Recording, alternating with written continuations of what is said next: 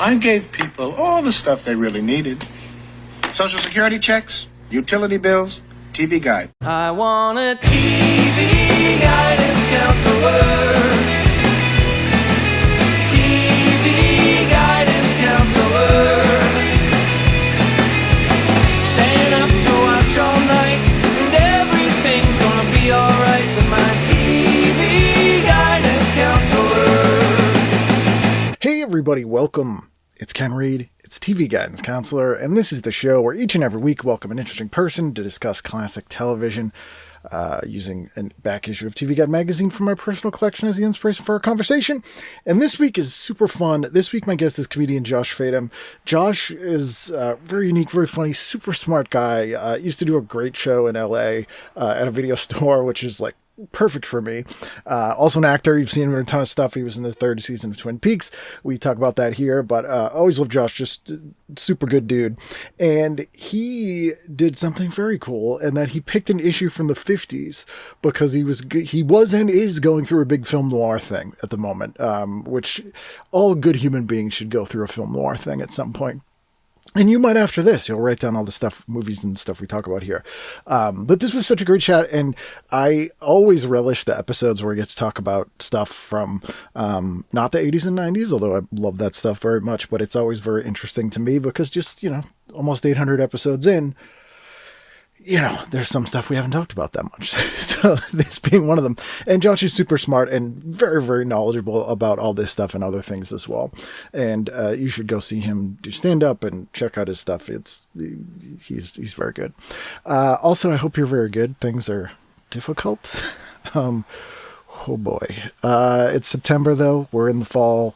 The autumnal air is here in New England, which helps a little bit. But we're getting through it week by week. Anyway, this is super fun, so you'll enjoy at least the next hour and a half, I promise you. So please sit back, relax, and enjoy this week's episode of TV Guidance Counselor with my guest, Josh Fadem. TV is my friend, and it has been always there for me in time of need. Josh, how are you, sir? I'm good. I'm doing just swell, dandy. Great. Yeah, I think you might be the first dandy I've had. Oh, might be the really? First No dandy. one? Yeah. Has anyone been swell? I think I've had a couple swells. I'd have to check the database, but it might be the first dandy. Yeah. Do a search. Do a comprehensive search for any guests have ever been swell. Well, I'm at least dandy. Yes.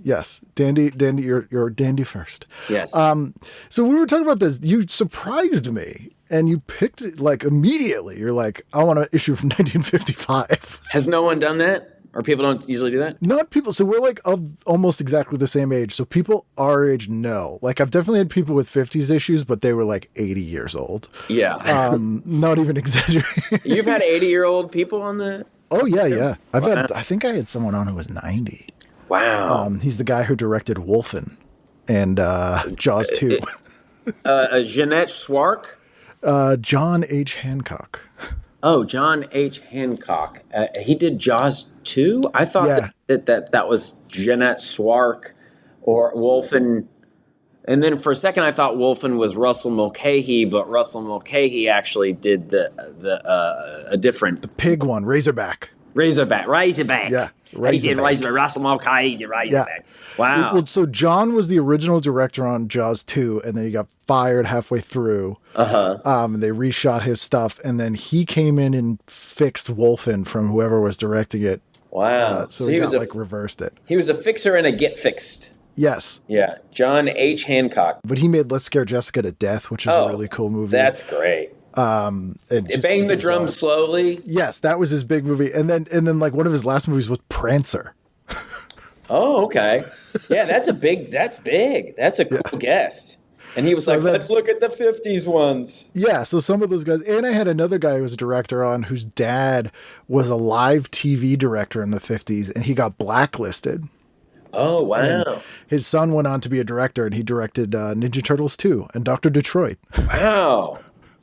So he got blacklisted for being an alleged communist or whatever. Yeah. He was like, so this was in the 50s, and we'll talk about it with this issue too. Like, this is before production moved to LA. So up until really like early 1970s, all TV was pretty much made in New York. Like Westerns were in LA, a few things, but TV was almost exclusively New York. Movies were LA. Yeah. So it was really around the time that, like, not because of this, but like around the time Carson took the Tonight Show to LA, like that's kind of everything started moving over to LA. Oh, and then like Burbank became TV town. Yeah, exactly. Yeah. So in the 50s, it was mostly like live TV and all New York based. So his dad was like directing all these huge, all the teleplays and stuff shows. like that. Yeah, exactly. Like Camera One, Camera Two, like a lot of that stuff is only preserved on Kinescope, and a lot of the Kinescopes I know were destroyed. Yeah, he was even saying, like, you know, that my dad directed this. He picked an issue, I think, that had a thing his dad directed in it. And he's like, so much of this is lost. Because it's, you know, I've said that before too, like, I Love Lucy is fine. But one of the reasons it's the most beloved TV show is just because it exists. Yeah. Like, they happen to Kinescope it, like, so people see it. There's a ton that's just gone. Yeah, that's amazing. Yeah, there's so much. I've gone down rabbit holes where I'm looking at not TV guides, but just different, you know, TV listings. And I went through an era, I can't remember if we talked about this over email, where during the pandemic, actually, I got obsessed with film noir, and I counted, in 2000, I watched about 250 film noirs from the 40s and 50s. And then in 2021, in 2020, the pandemic, I don't know where the hell we are. In 2020, during the pandemic, I watched like 230 or 50 or something. And then I watched another like 200 in 2021. And so I just became like really obsessive, bought every book on film noir. Eddie Muller from TCM, he's my main man, you know. He's the only person I get really... I'm like, oh, I'd be too starstruck I wouldn't know what to say to Eddie. I also a big noir fan, yeah. Oh, really? Especially the LA stuff. Yeah, me too. I'm LA, and I mean, I just don't like it when they go to Mexico. I don't like it. Except Touch of Evil. Touch of Evil, well, they're kind of on the border in Touch of Evil. You know, they're playing with they're bouncing back, but that is a good one. And I like Kansas City Confidential. They go to Mexico there. But in general, it's like, don't. And there's another good one where they're in Mexico called Johnny Stool Pigeon with Dan Duryea and what's his name? He was married to Ida Lupino, Howard Duff. Yes. Yeah. Yeah. And so Ida Lupino, she would do a lot of TV stuff. But yeah, so I got really massive TV director, like one of the most prolific TV directors. It never gets talked about. Yeah. Except she never did a Columbo episode, even though she was on Columbo. She should have done Columbo, but maybe the don't homage. Shit where you eat, Josh. Right, it's true. Someone tell that to Nicholas Colasanto. No, I was like Nicholas Colasanto, or someone tell that to John Cassavetes. Yeah. So anyway, I got super into film noir, like real deep. And I in Tulsa, I run a noir night once a month. That people of all ages show up to. It's really fun, but it's interesting because when you like look at the noir era, the visual style started to morph in the mid '50s from super high contrasty chiaroscuro lighting, a German expressionist style lighting, into a more monochromatic, bland, gray type cinematography. And my understanding, and I learned this from our main man, Eddie Muller, he was saying that the TV was getting so big and popular that the studios were saying, you got to shoot it. You can't shoot this. It looks like blobby on the old TVs. But I just think it's cool how noir started to influence television with these shows like The Naked City and Dragnet and there's one starring, there's a whole bunch of them, you know, like the Johnny Staccato with also Cassavetes. Johnny Staccato's great, yeah. Yeah, or Peter Gunn, or there's one that I bought the DVD of starring Charles Bronson, like Man with the Camera. Have you seen that one? Yeah. That one's great. He's just like, what can I do? I'm just a camp photographer, you know, like it's before, it's not tough guy Bronson. It's just like young, kind of weird Bronson. Yeah. Like he doesn't know if he's tough guy or hot guy. He hasn't quite figured it out. Like, he's not really handsome, but man, he finds a way he finds a reason to take his shirt off in every episode. Oh yeah. And I think that's kind of was like Bronson's thing was that it's like, yeah, he came from the same actor studio stuff, but like he was so brawn. He was so he muscular. smoldered. Yeah. And he had this like, what can I do? I just a photographer. It's the cliche line, but my favorite Bronson thing is like, do you believe in Jesus? What's that? You know that one? Which movie is it? I think it's Death Wish 2 or 3. He goes to this guy, he's like, do you believe in Jesus? And the guy's like, I do. And he goes, you're gonna meet him. And he just like shoots the guy. He's the dumbest. Well, you're gonna meet him. You're gonna meet him. It's like, okay. Yeah. So anyway, that's, I think, I picked the 50s. Well, you emailed me like it was a while back. It might have been a couple, and then we just like forgot to follow up. Yeah. And I think I was most in the thick of, I was just coming out of being in the thick of my like 50s thing, and I was still like, well, let's look at the 50s stuff because I don't know, I was right. The noir stuff inspired me to like write a few things, and like I was also buying. Also during the pandemic, it was really cheap to buy, like it was, for some reason it was really cheap to buy, like pulp novels were really cheap. You could buy a lot for like $12. You get 12, and now they're all expensive, like, $30 for one of them. It's like weird how that changes. And I was also buying like pulp magazines, like Whisper and Confidential Weekly. Oh yeah.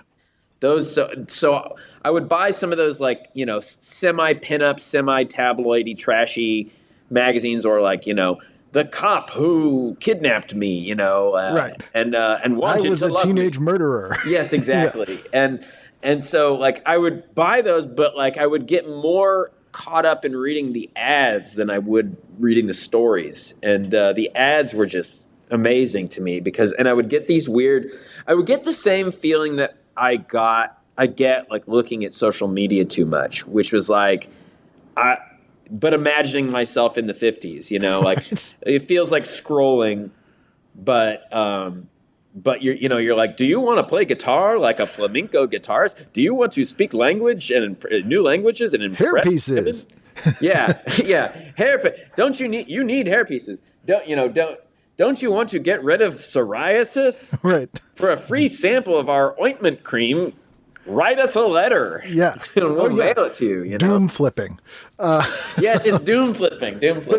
But that stuff is, I love that stuff as well. And that's why I'm happy that you picked an issue for this era, because we don't get to discuss it enough. But my second album that I recorded in LA, like the whole aesthetic of the album, the cover I made a fake magazine, like a confidential magazine, like a LA, like one of those 50s magazines, which I have somewhere too. I had a guy actually like mocked up one, and I'm good. I just Googled it, the Vanity Project. Yeah. So you see that's awesome. Wow, that looks great. So it was like that kind of like aesthetic. So like that's I'm totally into. And then like Sam Fuller and all that kind of stuff is right in my zone of interest. Pure pulpy stuff. And so TV at this time, to your point, is really interesting in that this is when TV is much more widespread. So TV Guide had been around since 47 and TV had been around since 39, but it was niche. Like it wasn't every week. Not everyone had it, but by like 55, 56, like most homes have a TV. Yeah. So now TV is really becoming a rival to movies.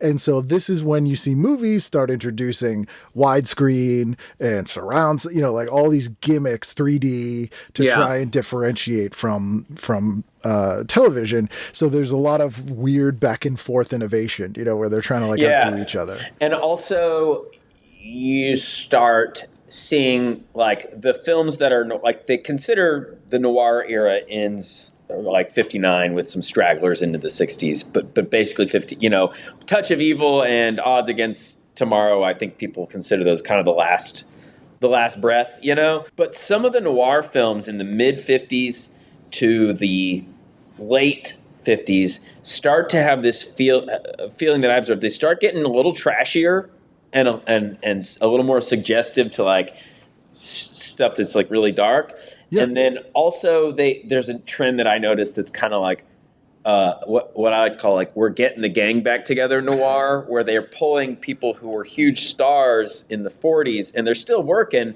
but they're like doing that kind of what like Tarantino would get known for. It's like, look at this guy I always loved, And if you look at like one of the more famous ones, Stanley Kubrick's The Killing, I didn't realize this when I was younger.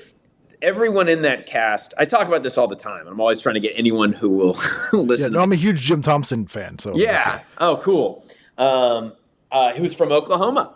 Oh, that makes sense, actually. Yeah. Yeah. He just the Killing has like everyone in that is sort of like you can go through their filmography and they've already made like at least 2 to 5 great movies that are noir. So it's like I feel like Kubrick was, in addition to being a genius filmmaker, he was like a little bit of like an uber nerd, where he's like, hey, I'm going to cast Ted DeCorsia and Elisha Cook Jr. and what's his name who would go on to play Ben Casey, Vincent, what's his name? I can't think of it, but yeah. I almost said Vincent Sherman, but he's a director or whatever. But yeah. So you have like, when is Kiss Me Dead? Like 55? Like that's also kind of like a noir where it's vaguely sci-fi almost. They're like pushing and they're playing with the form. I also feel like Kiss Me Deadly is like it's almost like a spoof of noir. Yeah. Well, I mean, Micky Spillane generally. Have you ever seen The Girl Hunters? I bought it and I was just like, I can't get excited to watch it. I don't want to watch, and it was too 60s for my sensibility. Yeah. I was like, I don't really want to, and I just thought like, there's no way this is going to be good. No, I mean, it's hilarious. It's worth watching. So for people who don't know, Micky Spillane was this hard-boiled detective writer. He created Mike Hammer. He never really thought anyone played Mike Hammer correctly, either in the movies or on TV. So in 1964, I think, he starred in a movie as Mike Hammer himself. And he is not an actor. Yeah. And it is hilarious. But I think he basically was writing noir parody, but was completely sincere. Yeah, he is like, it's just like how vain. It's so funny. It's so funny that it's like, I'm going to do it right. I think I read that like he later admitted that Ralph Meeker did it best, even though it was kind of like, it was like liberal bait. You know what I mean? Yeah. It's like on his deathbed. He's like, okay, Mika did it best. But there is this interesting phenomenon on TV, too, that's sort of 10 years after what you're talking about, where you had these 50s TV shows that were relatively straightforward, that kind of had sequel series, unofficial sequel series, or sort of remade in the 60s. So, like, the most famous example would be, like, Secret Agent Man and The Prisoner. Where he's playing sort of the same character, but it's like that very 50s Cold War sort of literal black and white, and then this weird 60s everything's different now. Yeah. And then the one that's less talked about is probably like The Rifleman. I never saw. Who played The Rifleman? It was oh my God, he's from Boston. He was on the Celtics. He's in Tourist Trap. He's an actor, and he was on the Celtics. Chuck Connors. Oh yeah, Chuck Connors. So Chuck Connors, who literally was on the Boston Celtics. I didn't know that about Chuck Connors. So he's in The Rifleman, which is a pretty straightforward Western. But in the 60s, he has a show called Branded.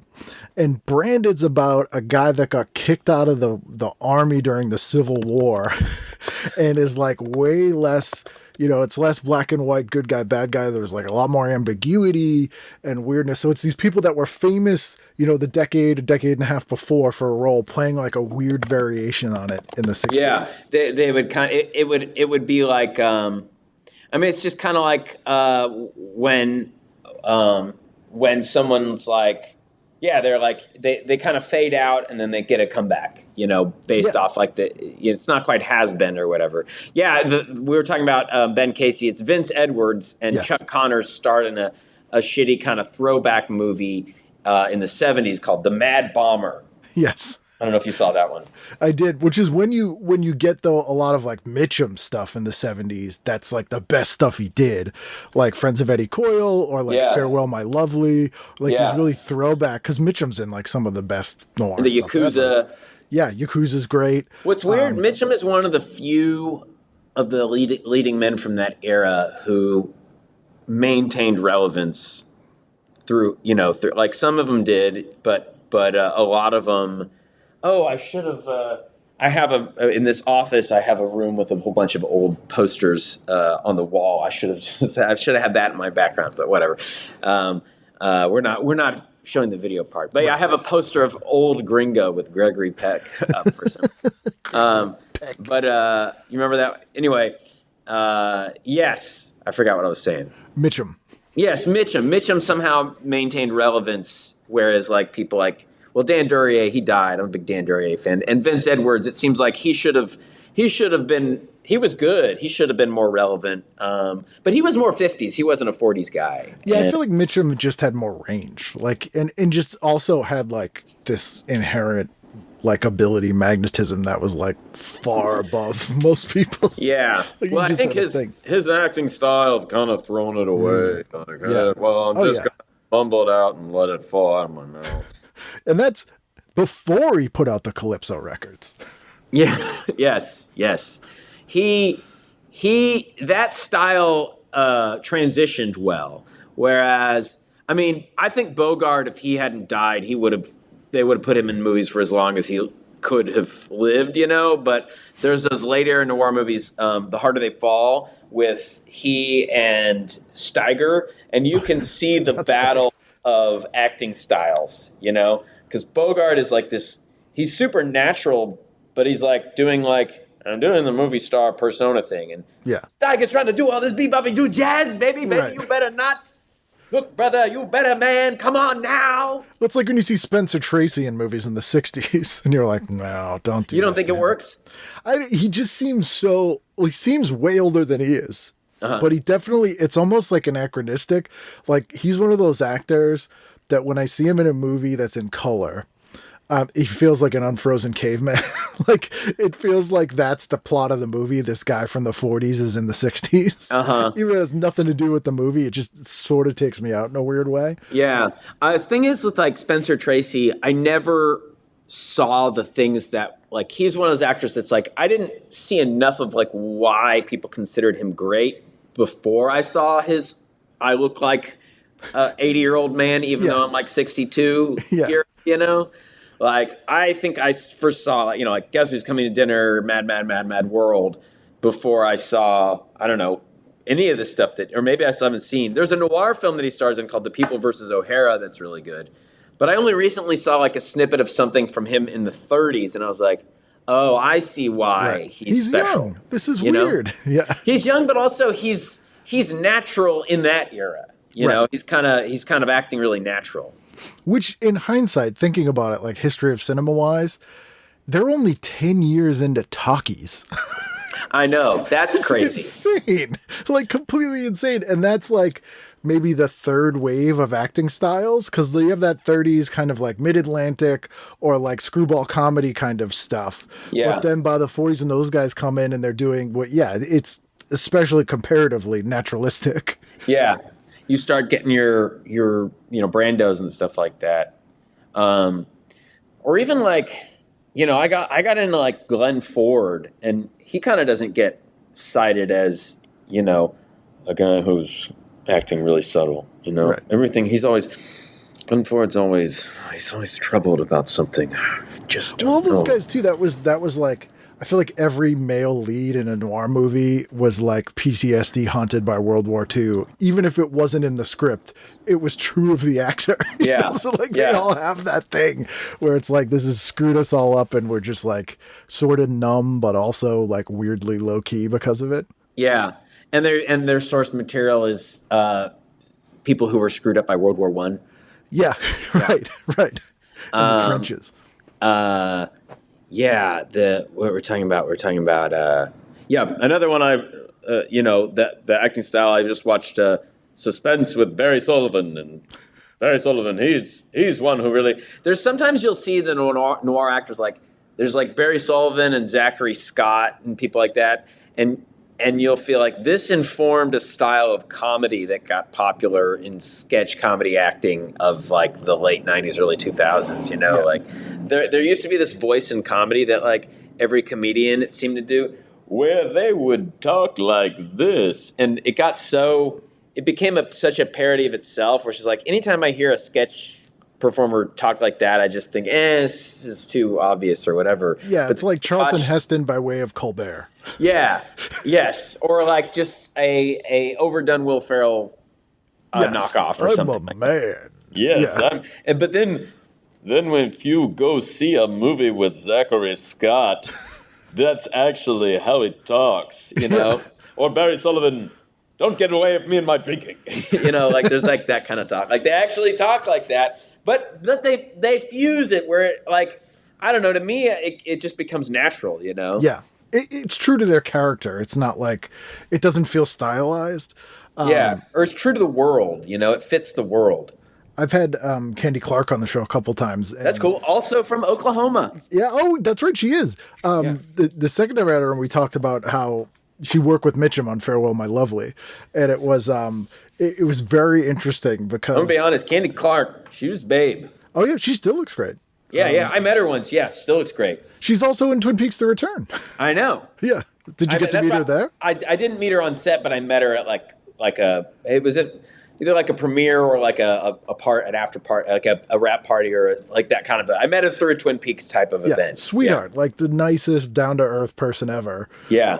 And she was talking about how she went straight from The Man Who Fell to Earth with Bowie to Farewell, My Lovely with Mitchum. Like this, like literally, like one day, like Friday, she's done with Bowie. Monday, it's shooting with Mitchum almost. Like it was ridiculous. She's got an amazing, underrated resume, and like, you know, same. She's like American Graffiti. You know what I mean? Yeah. Until like the Blob remake, like, but she was saying Mitchum, who was super nice. She was like drunk off his ass, like 24/7, like completely hammered. Yeah. But ridiculously nice. Everything in one take. Never screwed anything up. Knew all his lines. Like just crazy, like weird.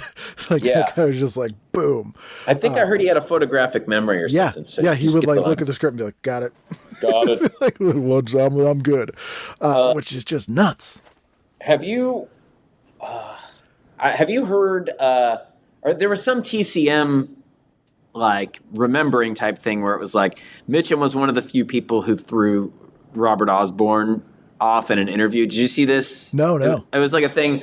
I mean, I'm just repeating a TCM blip, but Osborne, you know, he was like the godfather of Turner Classic Movies, and like, you know, knew everything about the stars, and so he was super excited to get to interview Mitchum, and I think it was Mitchum and Jane Russell, and Jane Russell was super excited, and there was some like note from a handler or person. They were like, don't let him drink before this hour or something like that. Like they picked him up at the airport, and then he was like, couldn't shut up, telling stories left and right.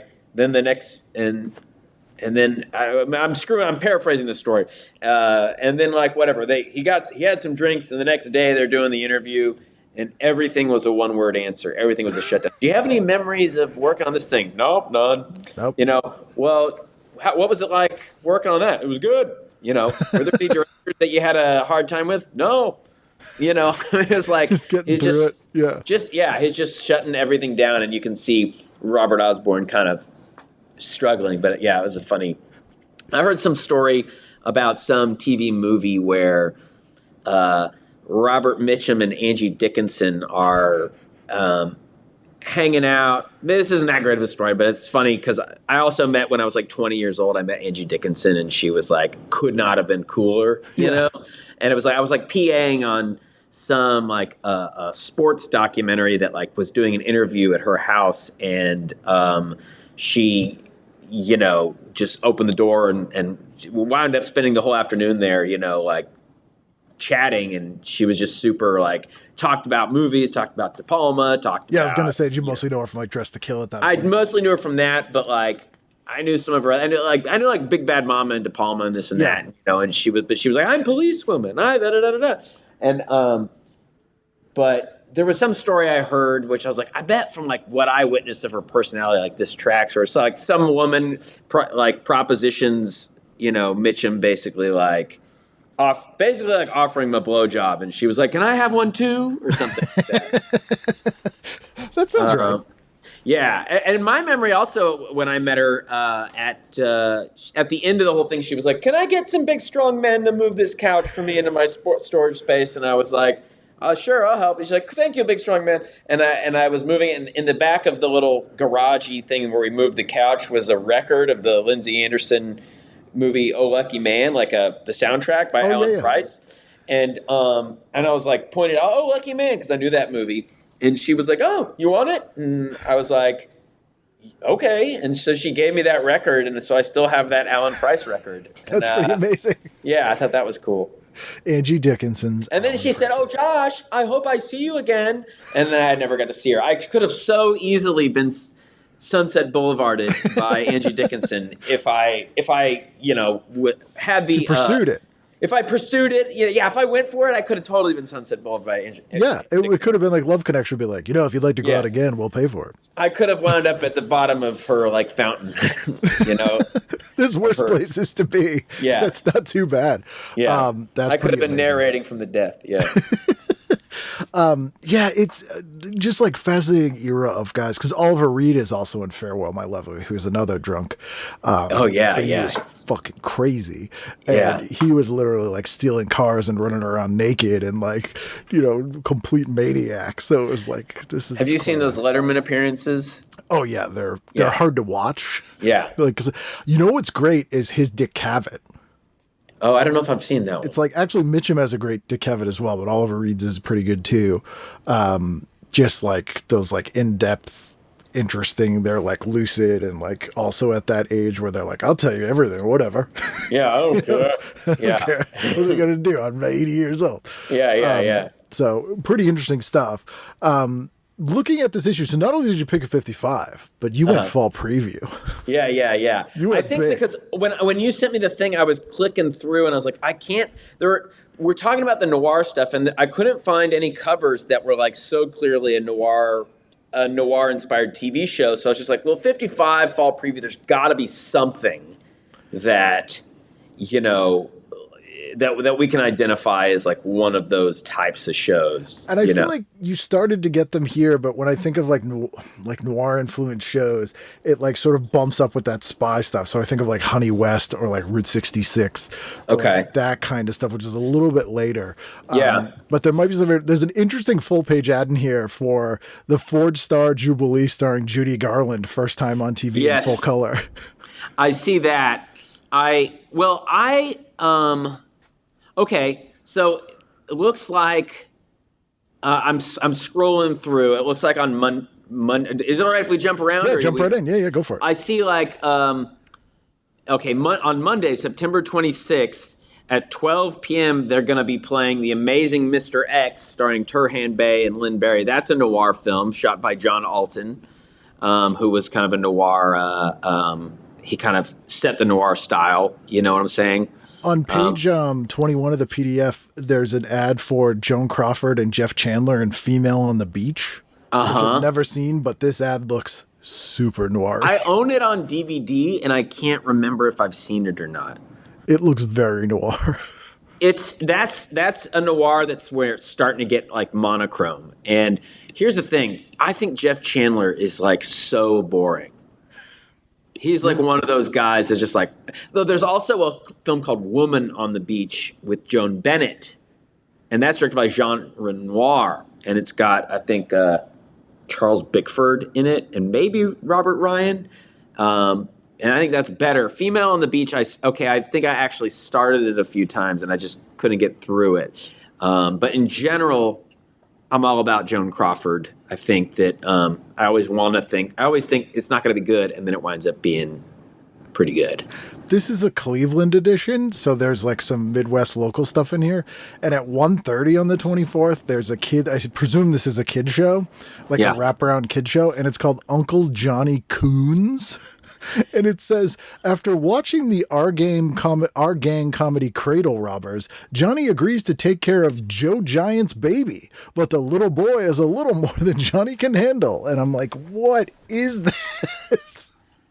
I'm finding here, also I'm seeing Perry Como Variety. Perry's, I don't really know Perry Como. See, here's the thing I'll also say. I don't know, like, the TV stuff as much. So I am in the dark here, like, about some of it. But I don't know. We'll just search and find. I see here Perry Como Variety. Perry's tonight. Patty Doggy in the Window Page. Okay. Yep. Peter Dear Phoebe Lawford. Oh, Peter Lawford. Yep. He's like he married a Kennedy. He did, and he was comedy partners with. He did a few movies with. He was a Rat Pack guy, but him and Sammy Davis Jr. were like right. And his son duo. Christopher Lawford passed away, but he was on All My Children. Yes. And I liked him. We watched All My Children when I was a kid. Archie Moore and wisecracking comedian Gene Carroll. Perry's songs "Rock Around the Clock," "Fooled," and in connection with Jewish high holy days of Yom Kippur, which begins tomorrow night. Kol Nidre. Isn't that nice? In a comedy sketch, Lawford coaches a reluctant Como in his first romantic role opposite Patty Paige. Fighter Moore is also scheduled to lead his instrumental combo in a number of two. The dancers follow rhythms. Yeah, anyway. It's the variety shows are just starting to like get their huge influence on TV because they're literally just right straight from radio. So like Lawrence Welk is on here. You have Perry Como and these sort of singers, these sort of boring singers. There's a great SCTV sketch with Eugene Levy playing Perry Como, and it's for like a tour called Perry's Still Alive. And it's him basically like just completely immobile with a mic like on his mouth laying down singing like modern songs, and he sings like "I Will Survive," and he's like "I will survive." And it's just like the weirdest sketch. It's fantastic. He was like a crooner guy, right? Yeah 100%. Yeah, but very very like very unthreatening even for a crooner. You know, right. Like if Sinatra feels like he'd thump you, yeah. Perry Como's not doing anything. He's Paul like, Anka seems like he could also have you whacked maybe. Yeah, but not Perry Como. He's not doing anything. So yeah, you got all this weird, mostly variety stuff on Saturday, which kind of makes sense. It's like a big night in. There's a show at 10 o'clock that I just love. It's called Here's the Show. Here's the show. That's the name of the show. All right, you want it? Here it is. Here's the show. Special material from her nightclub act. It's Sue Carson and Jonathan Winters.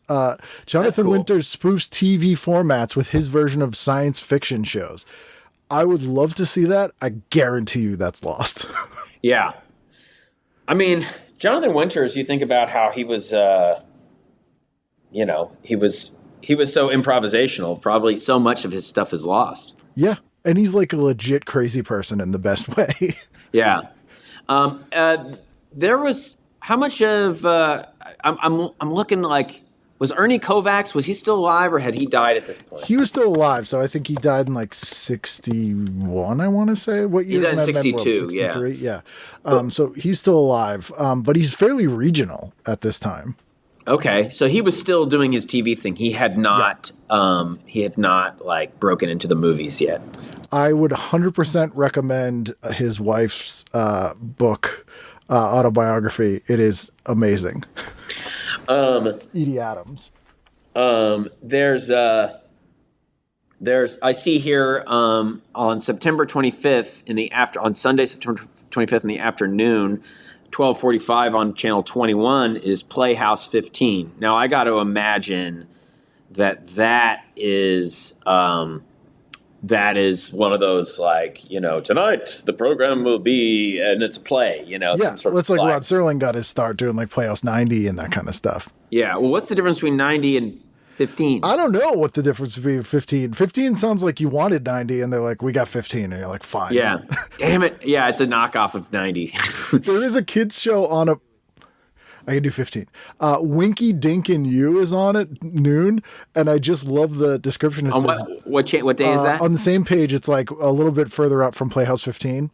Yeah. Winky Dink and You, and it says, Jack visits the bloop bloop fish in the submarine the kids have drawn. Did you see the episode of Winky Dink and You where Jack visits the bloop bloop fish? Oh, and that sub that the kids drew? That was friggin' awesome.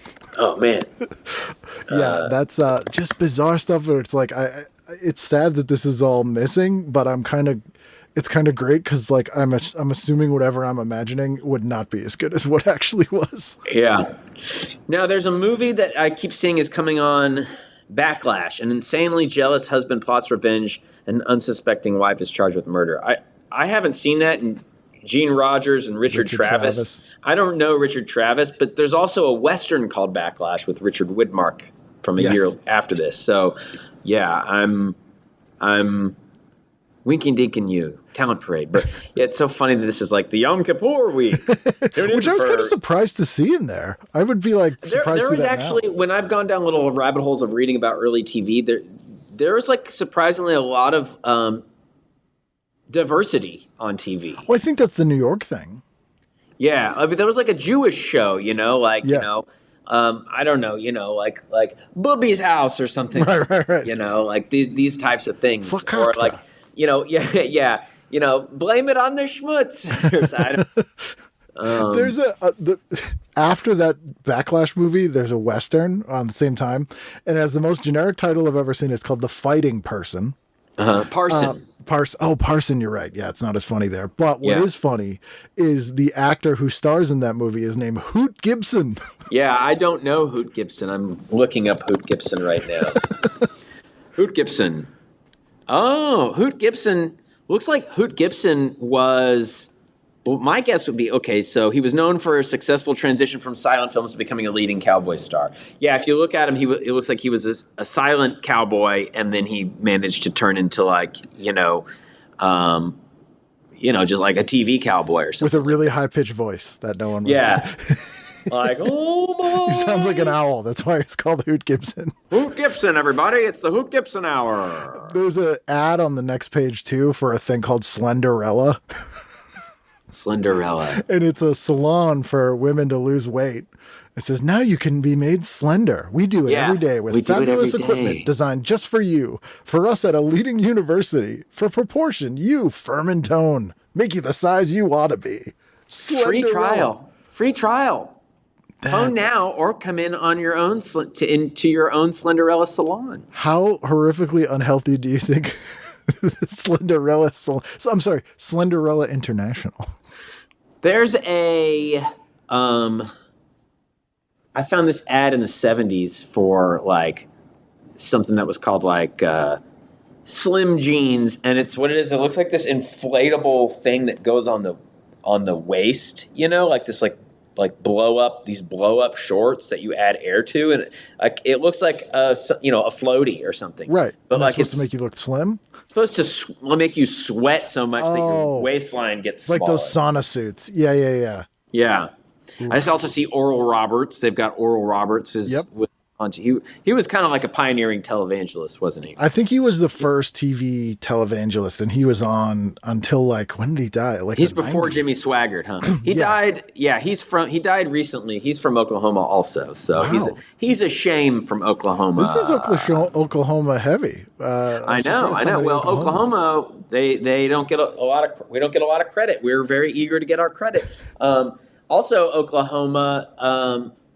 I talked about the movie Suspense, which features ice skater Belita, but also features actress Bonita Granville, who was married to an oil baron, Jack Rather, who he got into producing in television. So he bought up like one of the first Tulsa stations, KOTV, and then I think they lived in Oklahoma for a while.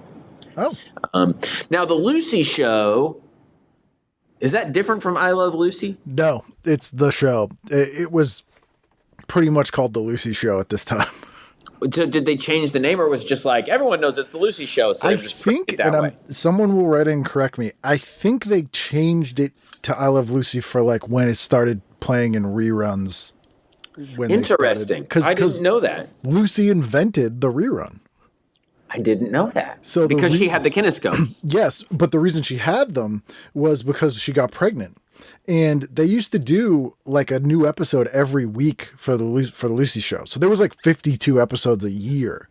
They didn't take a week off. This was before they sort of decided what a season was, like September to, May. Yeah. Did 22 episodes. So in order for her to take time off when she was having the baby, they like banked a bunch of these kinescopes and aired them again when she was out, which was like a new innovation. That's smart business. So most of the shows, would that mean they were done live? They didn't actually like film them. They were all they were either done live or they were like already shot on film. And I learned that even I think through the 80s, like a lot of local TV stations, if they were showing a movie, they would literally project it onto a friggin' wall and just put the camera. That's so crazy. I think that's why the chiaroscuro lighting would come off blobby. Yeah. That makes sense. Why they couldn't show these dark contrasts and they had to like have it all be one monochrome. Do you imagine turning on a network television and it's just some guy filming on his phone like a movie? Yeah, you can hear in the background. Yeah, like what? Oh, watch this part. It's this fine. part's good. They won't know. They don't care. People don't know. Also on September 25th, I'm looking at 7 p.m., they have on Channel 21, you got the Variety Hour with which Carson. it has Jane Wyman, Charlton Heston, Thelma Ritter, and Claire Trevor are both. Thelma Ritter, she's in Pickup. We were talking about Sam Fuller, Pickup on South, or what's the one with Richard Widmark and Gene? Pick Up on South Street? Yeah, Pick Up on South Street. And Thelma Ritter's in that. Claire Trevor, she's also a noir icon. Born to Kill, Raw Deal. Jane Wyman, Ronald Reagan's first wife. Ronald Reagan's first wife, Jane Wyman. I think that arguably the much better Ronald Reagan wife. Yeah. If we're staying out of politics, she's a much more interesting actress than Nancy. She's a better one, yeah. Without the throat goat stuff even. Yeah. And then on Ed Sullivan, looks like Mitchum is promoting Night of the Hunter. Yep, with Shelley Winters. Lillian Gish is on. Whoa, they enact scenes from Night of the Hunter. Is that available?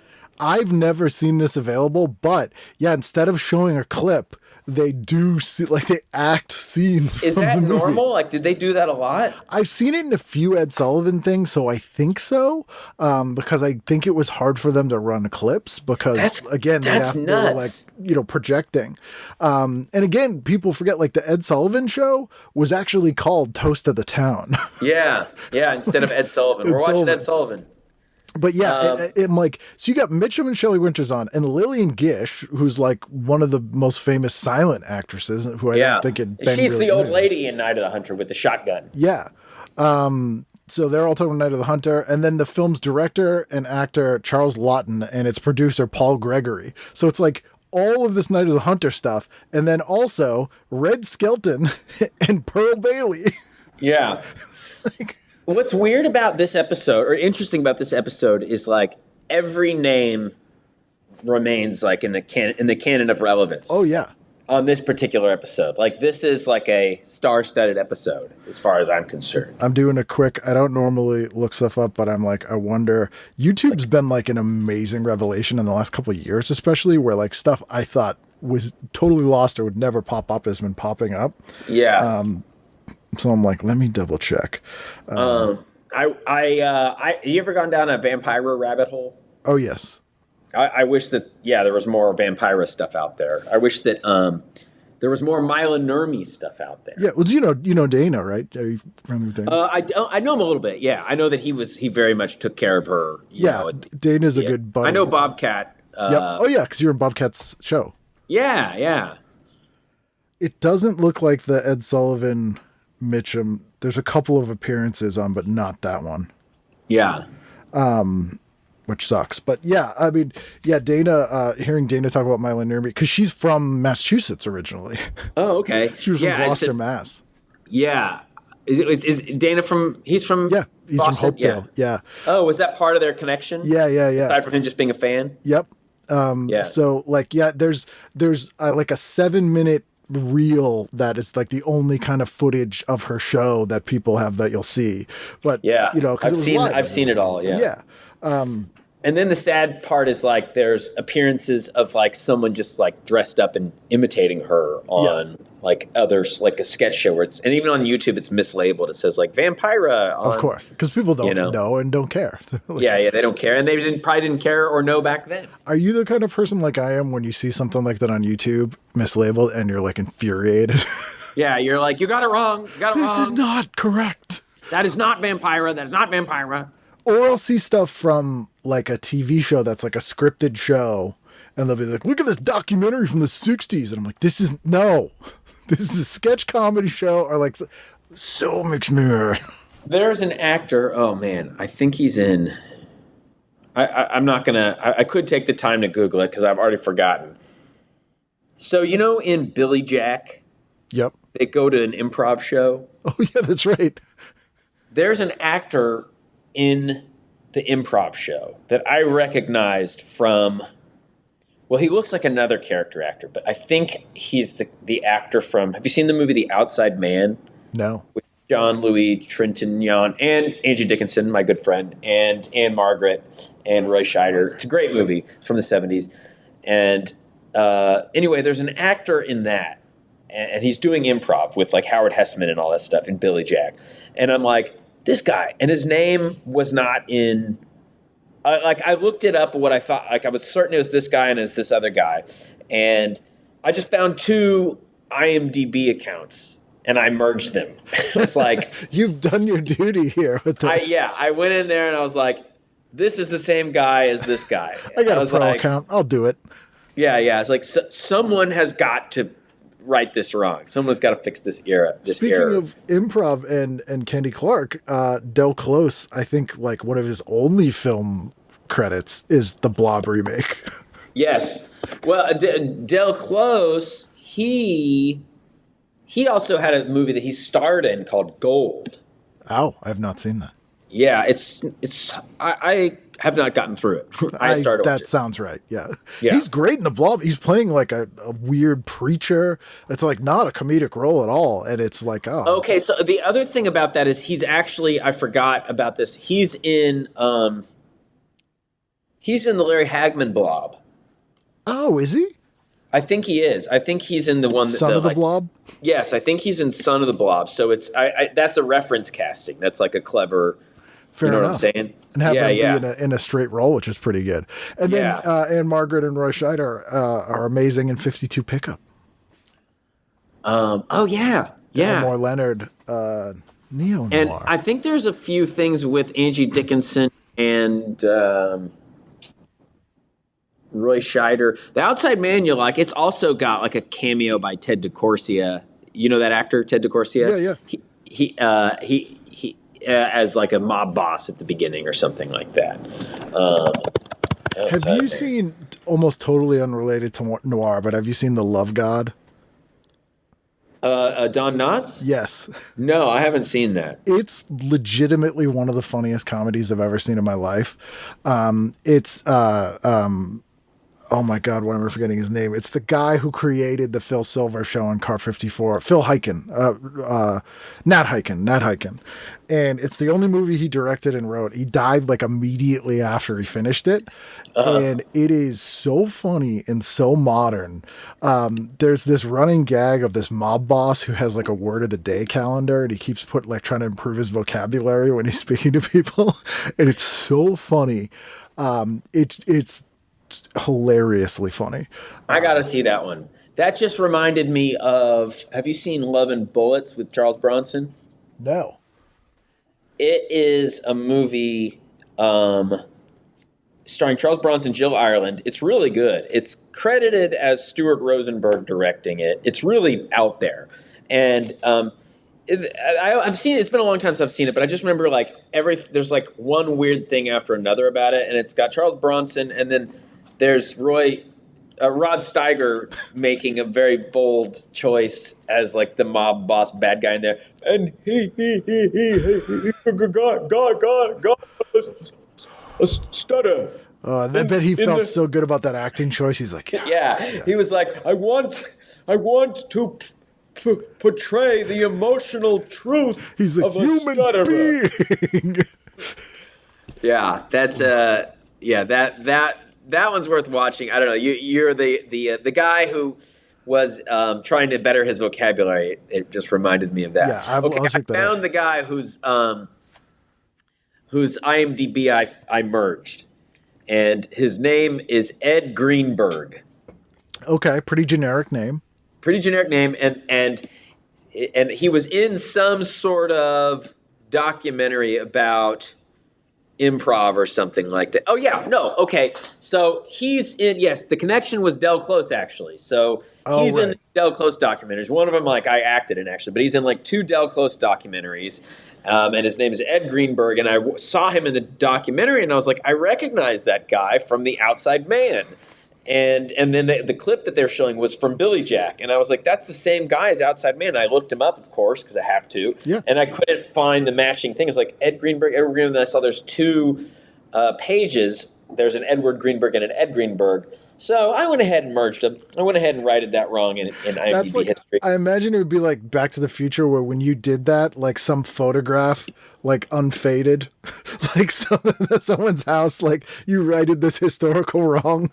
Or like Ed Greenberg appeared on a movie poster somewhere. Like it was like, it's fixed. I just wonder if because apparently he's like an improv, he must be a part of like a first wave improv group, and he's still alive. So I just wonder if he's out there being like, who fixed my IMDb? It's like paying it forward.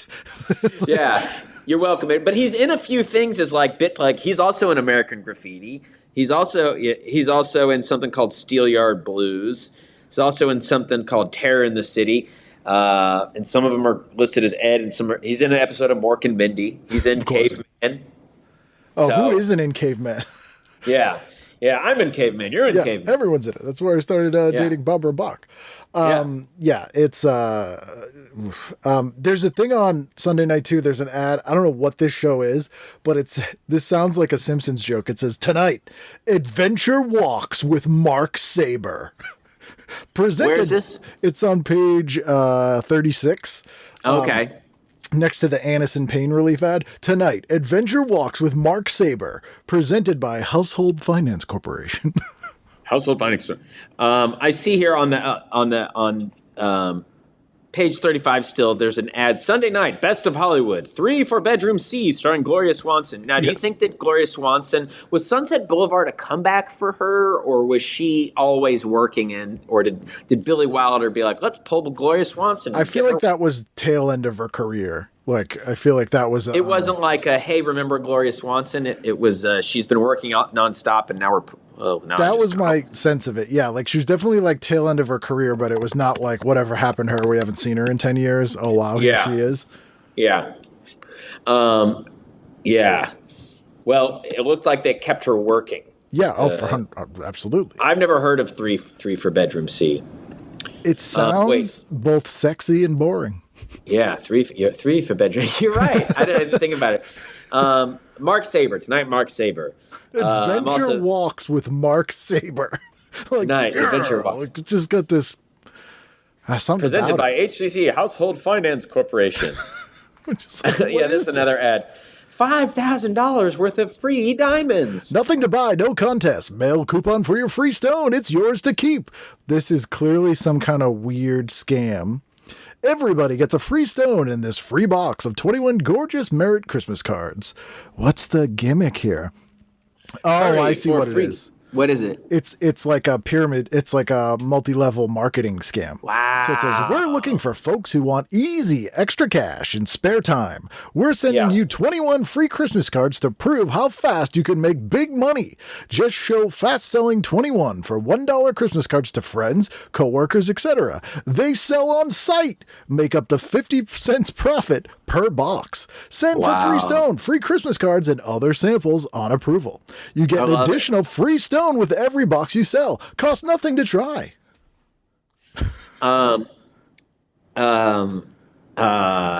There's also an ad for Anacin. You can depend on stronger yet safer Anacin to relieve pain. Won't upset the stomach. Anacin not only gives you stronger, faster relief from pain of headache, neuritis, and neuralgia, but it is also safer.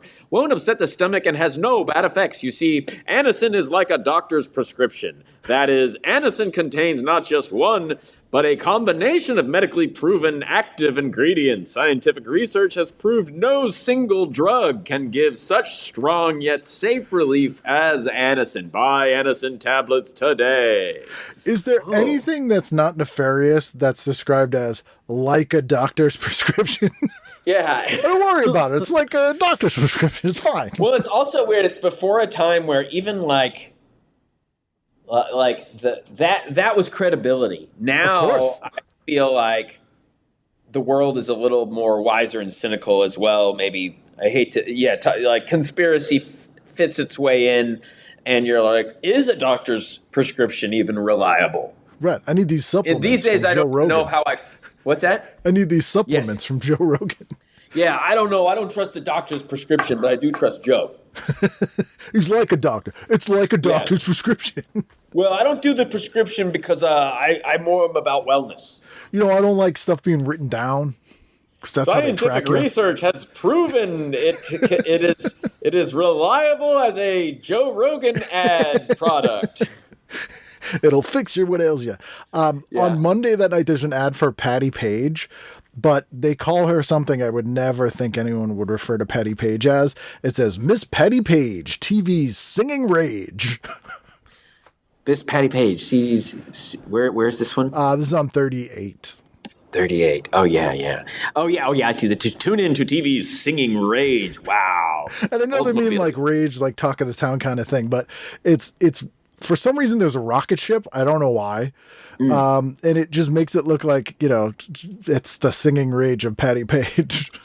There's also, so let's see, drama. Shaggy, Robert Shane. Now, Robert Shane, he played a detective that was I forget what it's called, but I have the DVD and I haven't watched it. But like there was a TV detective that was inspired by Marlowe, but it wasn't named Marlowe.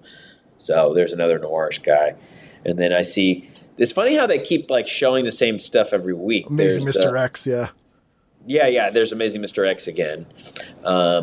And which I think was a public domain movie, but I don't know how that worked back then, if they had even had public domain yet. There's a lot of 30s movies on, I've noticed, so it's possible there was kind of, oh my God, I just noticed there's a thing called Ding Dong School.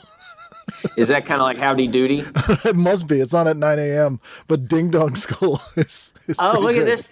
On Channel 21 on the 26th, there's something called Hell's a Poppin' Fryer. Like Hell's a Poppin'? That's weird. You see that one? I do. Probably, have you seen the movie Hell's a Poppin'? Oh, I love Hell's a Poppin'. Chicken Olsen's yeah, me too. So of funny. Course you've seen Hell's a Poppin'. Yeah. But I feel like Hell's a Poppin' is obviously referencing Hell's a Poppin'. Hell's a Poppin'. First of all, I will mention, if Josh were living in 1955, you'd be a diehard Channel 21 guy. Was there something else that's good on Channel 21? Almost every day you're like, Channel 21. Oh, you're right. Thing on it. But Hell's a Health Poppin', and Happiness Club. There's something called Health and Happiness Club. They misspelled happiness, I noticed. They just want you to notice. Hell's a Poppin' feels so modern. Like there's a joke in that I still will like quote often when he's on the phone. He answers the phone. He's going, well, that's good. Well, that's bad. Well, that's good. Do you remember this joke? No. And then he's like, what was that about? He's like, I was helping her pick strawberries. It's like the weirdest thing. And I'm like, oh, perfect. Well, that's good. I imagine on Channel 49 at 105, there's a double feature of two movies I've never heard of, but I have to imagine are incredibly racist. Oh, where do we see those racists? Let's find the racism. Sensation Hunters and Shadow of Chinatown. Right. So I got to imagine those got Sensation Hunters. Well, double feature. God, I've never heard of Sensation Hunters. No. Sensation Hunters. That's a movie? It says double feature. Yeah, it says double feature. So Sensation Hunters and Shadow of Chinatown. Sensation Hunters. Okay, well, there's two. There's one from the 30s. Directed by Charles Vidor, who was a big director, and then there's one from 1945 with Robert Lowry called Sensation Hunters, which could even be a remake of the 30s one because they often did that. Let's see here, based on a story, Party Girl by John Faxon. Is that connected to the? No, it's not connected to the other Party Girl with Lee J. Cobb, directed by what's his name? We did. Oh, not the Parker Posey one. Not the Parker Posey one either. Not the Sid Charisse one. Who am I thinking of? The director? He was married to Gloria Graham. He directed. Why am I blanking on his name? He's like a huge director. You know the director Rebel Without a Cause? Nicholas. Oh, yeah. Nicholas Ray. Yeah. Yes. And he directed Party Girl. Are they? Yeah. Anyway, Sensation Hunters. I'm getting hooked on Sensation Hunters has Preston Foster. Yeah, they are based off different source materials. I guess that's okay. If you like the title, you can watch. Do you know Preston Foster? No. He's another like 30s movie star who worked in the 40s, but like he's just handsome by another era's standards. I hear you. If you know what I'm saying. Yeah. Oh, yeah. I'm picking up what you're putting down there. Yeah, he's like some other era's idea of handsome. There's a thing on Monday night. It's a show called Racket Squad, which again sounds like a parody. But the description is this episode's called The Old Flame. And the description is big time arsonists make an attempt to swindle insurance companies. Yes, big time arsonists. They're let's see, the big time arsonists. So that means they love to set things on fire For insurance claims. Makes sense. Yeah. I'm just seeing this Tums ad. Tums gives you on the spot relief fast. Then Tums give you scientific Scientific was a reliable word back then. It was in this ad. So it's a full page ad. It's a woman who's hugging a guy. So you're seeing the back of his head and she's taking a Tums, like presumably before they like have an intimate moment. Yeah, maybe because like he's got his arms around her and it's like she can't be having this. Tums' unique scientific formula gives you what doctors call buffer action. I bet you doctors. There's so much reliance on like doctors and science are so credible back then. Do you think a doctor ever used the phrase buffer action? So us doctors refer to it as buffer action. Sort of a medical term. Yes. I just, doctor, I don't know what it's gonna do. Well, it's going to give you what we like to call buffer action. I'm making air quotes because this is a clinical definition. Because this ad makes it look like this woman is going to barf. Like, if she doesn't take this Tums, she's like, ugh, this guy. Yeah. She's like, oh, this is going to make me get through the night. Yeah, like, ugh, this is going to go bad. I better down this roll of Tums. Tums neutralize excess acid, then stand guard to keep the acid pain from breaking out again. So she's just suppressing this pain so you can deal with this dude. We call it barrier body. We call it inside barrier. Well, it's sort of a buffer zone. I like how, also look at the label on the Tums. It says, eat like candy. Don't do that. That's not what you want on a medicine label. It's funny. That's like the eat like candy for stomach distress. And that Acid vacuum indigestion? tin looks kind of crazy. Yeah. A free metal Tums carrier. You're love like that old really design. committed to Tums if you have a free metal carrier. Studio One drama, 3 Empty Rooms by Reginald Rose. A shy couple just married in New York City's City Hall return to their drab, unfurnished apartment. Suddenly alone, they cannot seem to communicate with each other. That sounds like very thoughtful. Yeah. We're married, and then they're like, so what do we, What happens what do you now? want to do? What do you want to do? There's a TV camera in here. I guess we can't screw.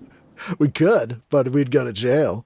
That's not communicating very well. Good old Channel 21 has Guy Lombardo, and speaking of Ernie Kovacs, Edie Adams is on that week doing some songs.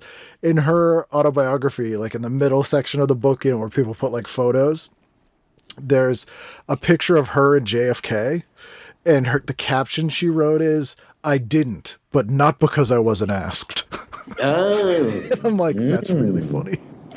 So JFK, he just had that reputation. Oh yeah. I mean, I think the getting assassinated thing really screwed up that whole legacy of Yeah, they called it a cock block. I mean, that's really what it was. that was the cock block of America. Like we didn't get to like really indulge in how much JFK was a notorious poon hound. Women weren't popping Tums after that. Yeah. They're really pushing color TV here too, which is interesting because 1966 is the first season of all color television. So we're 11 years before that, and there's a lot of ads for color TV in here. Wow. Wait, I don't see any yet. There's one right after. Oh, I see. This is the year for RCA Victor color television. I mean, this is the that's so frustrating. People have barely gotten TV. Yeah. And like get a color one. Which seems so early. Like 55 seems so early. Because when I just think about, like, there's an episode of The Wonder Years, a Christmas episode, and they want to get a color TV, and I think it's set in 68. Yeah. I'm like, who's buying color TVs in 55? Well, it's also like, did the production side of things even have the capabilities to get things. They have a list to of broadcast in color. You know, they have a list of things that will be in color that year. Milton Berle, Martha Raye, but it's mostly sports and stuff.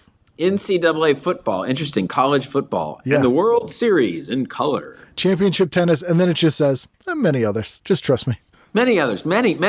Doctors say color television. I see Ding Dong School's coming up again. You know, it's weird. I'm not seeing a ton of noir stuff. No, it would make sense, though. Or noir TV. If it was only 10 years before, like the people who grew up, it would be like not cool for the generation that was making stuff. Take like another generation to like rediscover or... Yeah, I think it probably took another like 5 years. Really, it was probably the late 50s and early 60s where you started getting like the Johnny Staccatos and the Naked City TV show and stuff like that.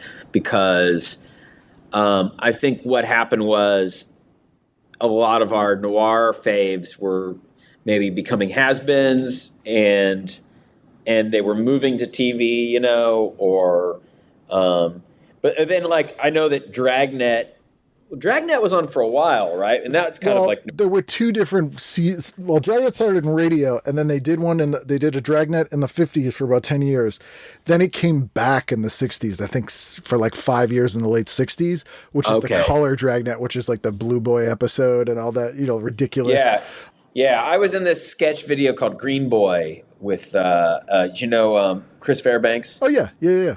Chris Fairbanks and Mike Upchurch made this really funny video where they took that episode and they added Chris Fairbanks. They added a whole bunch of comedians in there, and I was in that one. Ridiculous. Yeah, you should look up like Dragnet Green Boy, Mike Upchurch. It's really funny. I will put links in the show description for that. We're all fine. Yes. But yeah, I mean, you had like Fred McMurray hadn't forced them to create My Three Sons yet, so he could have summers off. Like he's still a movie star, you know. Yeah. So there's people are still here, but then you have a show called T-Men in Action: The Case of the Steady Hand. Federal agents try to obtain evidence on a man forging names to U.S. savings bonds. It's so funny, like how that is such a recurring noir kind of, MacGuffin or subplot or whatever, because it's just like, God, who gives a shit? You know, and the worst is when they open it with like, the counterfeiter detectives are tough at work finding the counterfeiters. The counterfeiters are out there hiding to try to fraud the country, you know, and just like, get on with it, you know. There's or same with some of the comedy noir like the anti-comedy noir can get a little boring. I like the stuff by the commies, you know, there's a one that's like really cool looking, but like Walk a Crooked Mile is a really dull noir in my opinion. Yeah. I feel like a lot of the noir type stories at this time were like boxing stories. So like there's a bunch of those this week. Like on September 27th at 9:30, there's a movie called Big Town. So that's a prize fighter unfit for the ring is allowed to fight and is blinded. This provokes Steve Wilson to order an expose on negligent fight managers and promoters. Like there's a lot of that. Mark Stevens. There's a lot of that kind of boxing, like throw-in matches and sort of underbelly of boxing is sort of really big in this. It's called Big Town or Blinded Battler? Big Town. Oh, that's it. Yeah. So I haven't seen this movie, but I know Barry Kelly and I know Mark Stevens. Mark Stevens was kind of is of this era where I feel like he was relevant. I also see there's a movie. Warner Brothers presents drama first of the Casablanca episodes. Warner Brothers mystery adventure series starring Charles McGraw, who I love, and tonight Anita Ekberg. Beautiful Swedish scientist is carrying the secret, powerful new weapon pursued by enemy agents. She goes to Rick Jason's cafe in Casablanca. Gig Young is host for Behind the Camera segment. And there's another episode of that later in the night. Casablanca U.S. diplomatic courier Steve McQuinn disguises himself as an Arabian burnous to halt an insurrection. And Steve McQuinn played by Mr. Cesar Romero. Okay. Mr. Cesar Romero. I see there's another show. Hinky Dinks is another kid's show. What if we found out Ding Dong School was like some really heavy noir show? Ding Dong School. Welcome to Ding Dong School. With Mitchum. Circle Theater, the new Circle Theater. In Tulsa, there's a theater called Circle Theater. Then we get like Father Knows Best. Like you start to get some of the... you get Danny Thomas. Here. Yeah. A lot of Little Rascals, a lot of Jack Parr show. Which was like, aside from Jack Parr, Little Rascals was still on when we were growing up, which is ridiculous. Well, they were. It had transitioned from Our Gang to Little Rascals, right? Yeah. I think they just rebranded all of them at that point. There's a show called Mr. District Attorney, which sounds like a really bad show title, but this episode sounds interesting. The district attorney traps a psycho cop killer into a murder confession. A cop killer escapes a police cordon by being arrested on a minor charge, and at the police academy, he tries to escape. So I think there's 2 different cop killers. Wait, Mr. District Attorney? Yeah. There's a noir film called, I think, Mr. District Attorney or something. U.S. Steel Hour it's a comedian in Ashton Buys a Horse, but this actor I've never heard of before, Menashe Skolnick. Menashe Skolnick. What page are we on here? This is on page 53. He is a meek and honest barber whose shop is a hangout for bookies and racetrack touts. He joins them to help out a manicurist boyfriend. The mutual aid plan calls for Barbara Ashton to buy a horse. That sounds way too complicated. Wait, page 53? Yep. Yeah. Okay. Comedian, Menashe Skolnick. Ashton Buys a Horse. Norman Lessing. I don't know any of those actors. I don't know Menashe Skolnick. I don't know Guy Raymond, Conrad Janis. Heard of Conrad Janis? No, I don't know if I have. It just sounds like a name that's... There's also a great half-page ad on page 55 for a new kind of adventure drama for the whole family, Sergeant Preston of the Yukon. Outdoor action with the Northwest Mounted Police. Wow. I can't think of anything that sounds more boring. No. I mean, the guy looks like Stacy Keach, so there's that. That's not bad. Yeah, but... Does he? You think he looks like Stacy Keach? I think he looks more generic than Stacy Keach. It's probably just He's the got mustache. more of a Preston Foster look to me. That would make sense. Yeah, it's probably the hat. But it's Rin Tin Tin is on at the same time, so I'm assuming this is like some kind of Rin Tin Tin ripoff. Yeah. The Cleveland Browns quarterback club, Pitt the Cisco Kid. There's not quite as many Westerns as I would have assumed. I mean, there's a lot. Yeah. Don't get me wrong. Eddie Cantor comedy. Yeah, I actually don't see a lot of like really exciting stuff. I thought there'd be more crime type stuff too. You know? It's just not. It must have been later. It's a real dull time. I mean, we've got what's this? Make the Connection panel. Dashing actor Peter Lawford, late of the Dear Phoebe series, is tonight's guest, plus Betty White. Wow, she shows how long she'd been around. She had her own show at this time, I think, still. It's crazy. There's a long... Eddie Bracken. There's a long distance ad here. I saw that. And you can call Akron to Los Angeles for $1.90, which sounds really expensive for 1955. I'm seeing what that is now. $1.90 for like how long? 3 like minutes, it says. Jeez. That sounds like a very expensive ripoff. That would be $22.79 today. So it's 3 minutes. That's like $7 a minute. That's a ripoff. It's like a stressful 3 minutes. That's more than like a 900 like titty line. Could you imagine what a high roller you got to be to like make that phone call, and like the only conversation you have, like, it's long distance. So that's right. I'm in Akron. I'm in Akron. And this is an expensive phone call. The ad is like a child, and it says somebody's birthday. Send your great. So you're gonna have your like 4-year-old spend $22 for 3 minutes to call grandma in LA.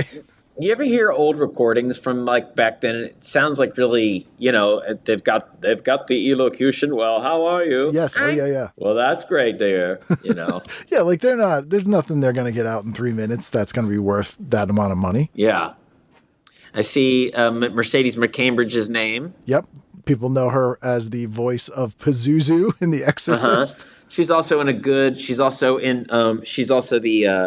the lesbian lady rival in Johnny Guitar. Oh, that's right. And she's also in a good kind of unsung noir film with John Ireland called The Scarf. Okay. And I think it's pretty good.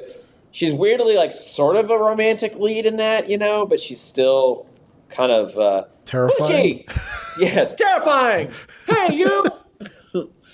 Yeah. Yeah, Mercedes McCambridge. There's an ad for a nightclub. So this, I think, is the Cleveland edition. It's Cafe Intime, and it's at the Alcatraz Hotel. Why would you call your hotel the Alcatraz Hotel? It's appearing nightly. Exciting Janet Brace and Eddie Ryan at the piano. Cafe Intime at the Alcatraz Hotel. What is that? Just like what is the prison Alcatraz named after? I mean, I imagine it's somebody like probably a rich person who owned the island or something. But it would still have the connotation of like you probably don't want to name your hotel that. Yeah. Like of all things, a hotel. Yes. It's a prison.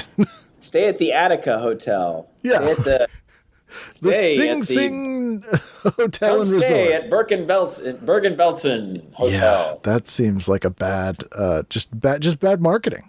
I don't think a doctor would advise that. Speaking of good marketing, how about exclusively yours? We use the soap your grandmother used and liked, Ivory soap. Are you a bar soap guy or are you a gel guy? I'm more of a bar guy, but I'm actually... I have a split between a bar and a Dr. Bronner's. What's a Dr. Bronner's? You know, that's the Castile soap with all the like literature on it. Yeah. The soap that looks like it's prescription. It looks like it's a doctor's prescription. It's like weird hip. It's like hippie soap. You know. Yeah. Okay. Yeah, it smells good if you know. I do usually do the mint. Dr. Bronner's mint. They also got a lavender one. Oh, I also recently watched. I've never like gone deep into Cagney except for the most obvious, like The Public Enemy, Angels with Dirty Faces, and White Heat, because he's not really a noir guy except for White Heat and Kiss Tomorrow Goodbye. So I also didn't get him, but I watched this one the other night called Picture Snatcher, where Picture Snatcher. I'm going to be a picture snatcher. I'd like to be a reporter, but turns out I'm just a picture snatcher. And it's from 33, and it's really good. And it made me kind of really understand why he's great, you know. And he's just like a missile, you know, of an actor. Like the way he just boxes lines right in your face, you know. Like, what do you want? What are you going to do about it? Doesn't have time for this. Yeah, I'm a picture snatcher. Give me the picture. Say, what do you want to think about it? You know? What happened to the pictures? They've been snatched. I forgot why I even brought that up. There was something we were just talking about. Oh, there's a part where he gets out of prison at the beginning and he's taking a bath and he's he's like, lavender. You know, this is gonna make me stink good. Like Prince.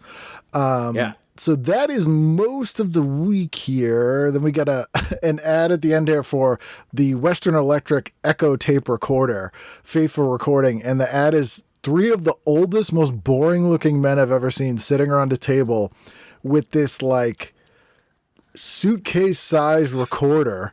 And I'm like, what could they possibly need recorded here? Fills 1,001 wants in home, office, and school. 2 speeds with special selector control and many other advanced features. Hear it today at Better Dealers. I'm like, what are they recording? Wow. Yeah, like we want to record our conversation. I have like a little record from my grandparents. Like, you know, you could like make a little record yourself or something like that.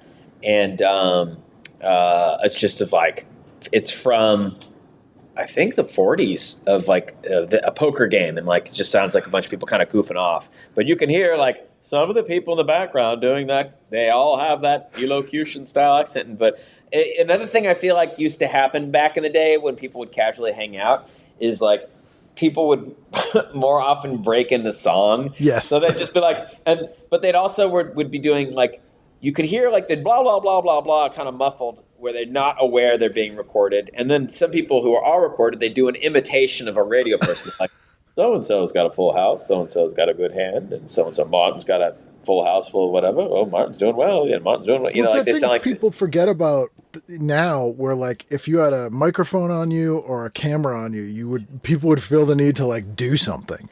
Yeah, like that sounds crazy now because everyone has them all the time. But if like, oh, microphone, I'm gonna sing. Like, hi mom, whoa, I'm on TV. You know? But they just like seem like they casually break in a song. Like you just hear in the background after the ball was over. They're drunk. Have you seen Husbands? No. John Cassavetes movie? No. Oh, it's great. It's a weird fever dream, and it's Cassavetes, Ben Gazzara, and Peter Falk just basically acting almost abstractly nuts. But there's a scene where they're all drinking at a dive, and there's like a whole bunch of people, and they're all drinking with them, and they're talking, and then they're all breaking into song. Of course. You know, like these old-timey songs like, it was just a little love affair. And they're like, do it again, do it again. Have you ever heard the American Song Poems thing? Are you familiar with that? So there used to be ads in magazines where you could send in a poem and they would make it into a song and send you a record of your poem. That's cool. So there's like tons of these. And I assume it was, they pretty much had this like one song they would put everything to that was the same kind of rhythm and stuff. But maybe 10 years ago, some guy put out a compilation of a bunch of these. And there's one called The Blind Man's Penis. Because some kid just wrote the weirdest lyrics he could think of to see if they would actually make a song out of it. And they did. And it is amazing. And you'll listen to it and you will be singing it out loud way more than you're comfortable with. Wow. I have heard of this type of thing. Are you surely a fan of Vernon Chapman? No, I don't know Vernon Chapman. Vernon Chapman is one of the creators of, he's like a South Park writer, one of the creators of Wonder Chosen. Oh, okay. And Xavier Renegade Angel. And he's like a comedy genius, but he's got this short that he made called, I'm a big fan, called Final Flesh, where there was basically one of these companies in like the 90s or something like that, where send us your idea and we'll make your porno, you know? And so he just wrote the craziest like dystopian post-apocalyptic thing. And so you've got these like very weird, you know, who knows where they are in St. Louis or something, porno actors being like, well, it's the end of the world, and, you know, like naked. Yeah, it's pretty bizarre. I couldn't do it justice by trying to describe it. We need more of that kind of thing. Like even like Zoom, the 70s kids show, they would do a thing where kids would write in little plays and then they would put them on the show. And I'm like, we don't have anything like that now, where you just could like, you know, make people do a thing. I think this is they don't like well, it's because everyone can do it themselves, you know. But right. I mean that would be a fun thing, just ironically, like we'll make your idea, send it to us, you know. Because even like Jon Stewart and The State, before the show The State on MTV, they had a show called You Wrote It, You Watch It. Oh yeah, You Wrote It, You Watch It. I remember that. Yeah, it was like the same thing. I'm like, oh, this is a great idea. Funny. I liked Jon Stewart then, and I liked The State when it came out, but like I remember not wanting to watch You Wrote It, You Watch It. I remember that I watched MTV religiously back then, but I remember seeing the previews and Jon Stewart being like, it's called You Wrote It, You Watch It. You wrote it, watch it. And I was like, I don't know. I don't want to watch it. It did seem very different from everything else. That you're like, where's the MTV content here? This isn't even remote control. It's not House of Style. What are you doing here? Sometimes just the aesthetic would just it was very like cheap. Maybe it was that. I'm looking real quick. There's this article at the end here about Kraft. It's TV Playhouse. Oh yeah. And it's like mentioning all these like now prestige writers like Bud Schulberg and Patty Chayefsky and Horton Foote and Robert Allen Arthur. Do you see this here? Yeah. Yep. What is this? You know, let's see. Line up some outstanding properties, starting with Philip Wiley's The Answer. You know, and some other stuff. Dragnet. I don't know. I just think it's interesting. Yeah, these were like the prestige writers of the day. It's shockingly highbrow. Yeah. Like if you think of that being just like the normal TV writers compared to like, you know, I don't know, the 70s or 80s, it's very, very different.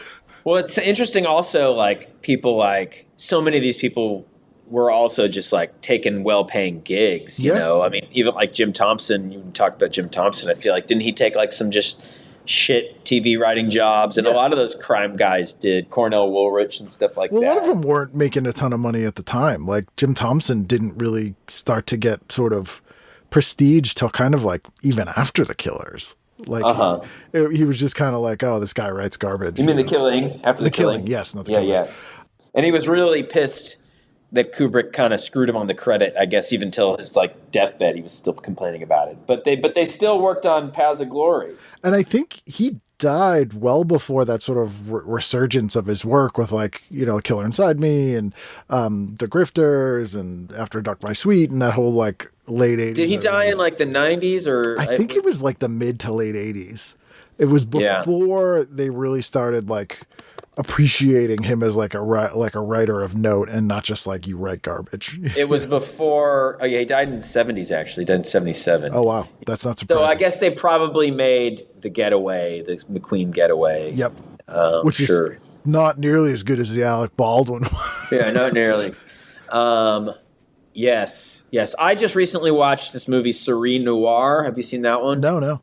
It's a French film from '79. It's.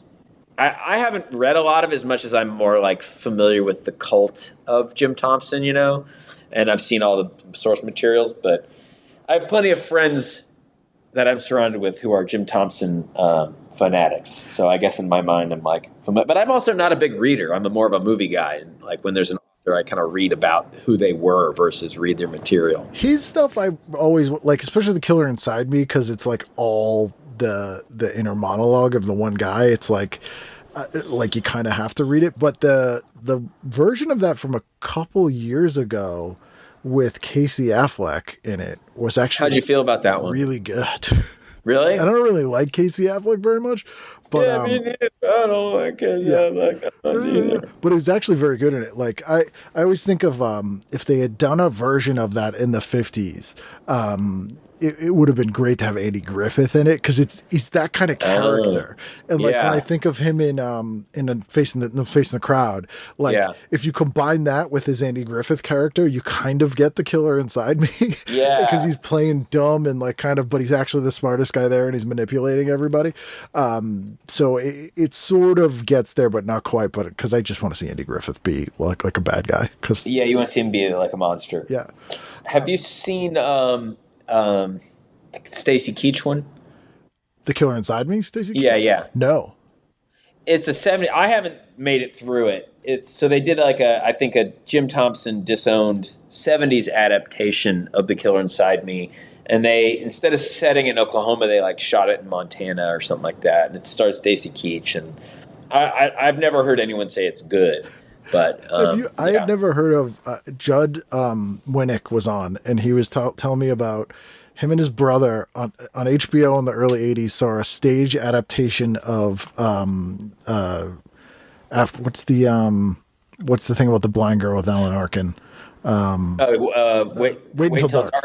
Wait until dark. But in the killer role is Stacy Keach, and he's like, at the end of the show, Stacy Keach is putting on a disguise to like, you know, leave the building after he's going to kill her. And he's putting on like lipstick and like full makeup. And it's really weird and creepy. And I found the play and I'm like, is it this? He's like, oh my God, he found it. And it is very creepy. It's like full on like Buffalo Bill. Like he's just like, it's Stacy Keach with just like putting on lipstick and giving like this. Wow. It's pretty cool. He's getting kind of it's a very proto David Lynchy a little bit. Yeah, a little bit. And he would have been great in a Lynch movie. I'm surprised he didn't show up in one. Yeah. Well, he was getting busted for coke, so he couldn't really. Stacy Keach was? Oh yeah, he went to jail. Oh, I didn't know. How long was he in jail? It wasn't a ton of time, but it was like enough to kind of derail his career for a bit. Have you seen The Gravy Train, aka the Dion Brothers? No. That is a movie directed by a guy named Jack Starrett, who was also a character actor and who has some good. He directed like Slaughter with Jim Brown. Okay, I've seen that. It's a rare movie. I just saw it in kind of the 2000s revival cinema. It still hasn't gotten a proper release, but it's a crazy kind of action buddy comedy. I think it's like one of Stacy Keach's finest and funniest performances. Yeah, you can probably find it somewhere. He's very fun. Like the Dion Brothers, a.k.a. The Gravy Train. It's pretty great. I'll check it out. Well, I'm glad we got to do this. It was like years in the making. I apologize that it took us so long. That's all right. Yeah, I apologize it took me so long as well. Sometimes over email when there's a description, I'm like, I can't get my head around it. What is it? It's like, it's just talking. Yeah. We're just talking. We know how to do that.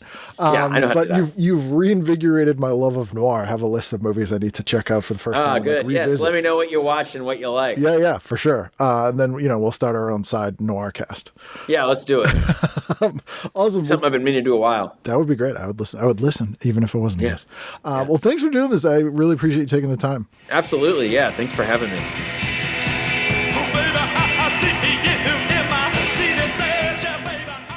There you go. That's Josh, the king of noir. That's what I'm going to call him. Josh Noir. But I had a bunch of movies I have to watch, so I'm actually looking forward to that. Pulling those up on my Plex drive and watching some film noir. Maybe I'll start dressing film noir again. Just basically dressing like Wesley Dodds, like the Silver Age Sandman. That actually is not a bad idea, given the fact that gas masks might... Anyway... I don't need to think that out loud. If you have things you'd like to think out loud or otherwise, you can email me at ken@icanread.com or tvguidancecounselor@gmail.com, on all the good social media at Kenneth W. Reed. Go on Blue Sky. It's like Twitter if it wasn't for Nazis. If you want to go on social media, sometimes just avoid it. But certainly is not good for my brain. But anyway, I love hearing from you guys. You can go on the Patreon, patreon.com/tvguidancecounselor. If you have as little as $1 a month, it's a huge help. If you had $5 or more a month, you would have got a PDF copy of this 1956 issue of TV Guide that you could flip through, and also access to all the other PDFs that I have, or if there's one that's not on there, you can shoot me an email and I'll try to pull it and scan it for you. But, I'll probably have it. Anyway, we can talk about it. And I'll be here next week, so I hope you will too, for a brand new edition of TV Guidance Counselor. You believe in Jesus? Yes, I do. Well, you're going to meet him